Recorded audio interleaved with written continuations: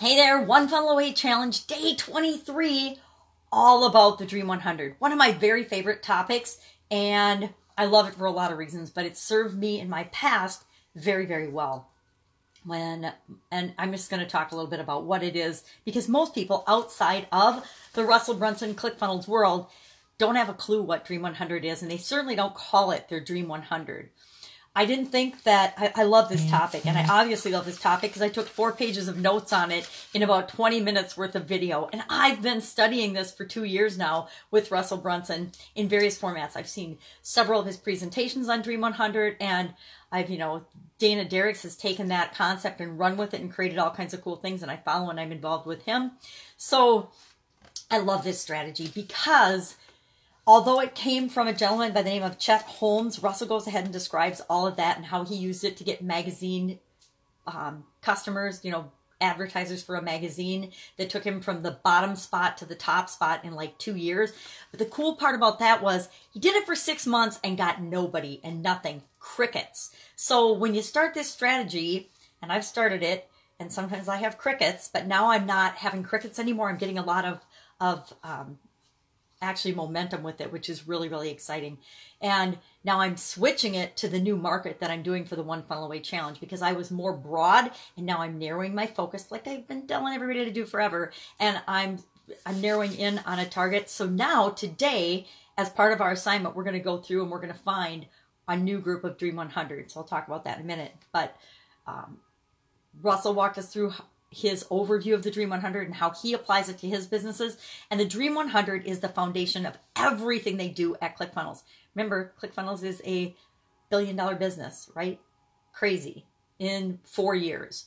And the power of the Dream 100 cannot be underestimated. Now, what he does is he's taken Chet Holmes' idea of the one-to-one Dream 100 strategy, meaning you go after the 100 people that you would like to be your ideal customers, to the one-to-many. So now instead of just going after people like one-on-one to be his customers, he goes after people that have the people that have his ideal customers. So the podcasters, the bloggers, the influencers, the people on all the different platforms that already have a congregation or a group of people that he wants to attract to his world, he goes and finds them. And Julie walks us through the exact process of doing this and how you do this and how you want to get on people's radar. And mostly it's building relationships with them. It is following them, taking an interest in them, finding out about them, all about building relationships. And more nowadays, as the world gets busier and busier and people get less and less trusting, you have to be sincere and but build relationships with the people that you really want to work with.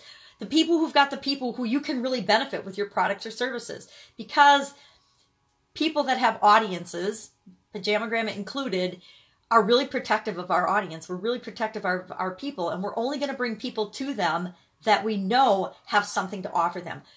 I, for example, have a podcast, Pajamagram, a podcast. I only interview people that I know are going to benefit my listeners. It's got to be a business that is growing and somebody that's trying to grow their business and share the lessons that they've learned.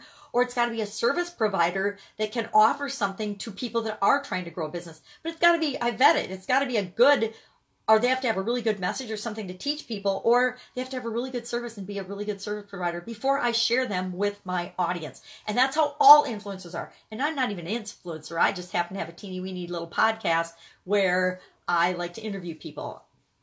And so today we are going to, and I will be doing as I'm running about my day, I'm out and about today, I will be creating my new list of focused Dream 100 people, because it's a very different list than who I've been working off of in the past. I had my topic was way too broad, and if I haven't learned anything, if I've learned, the one thing I've learned from this challenge is frickin' narrow your focus, pick one thing, and only serve one group of people.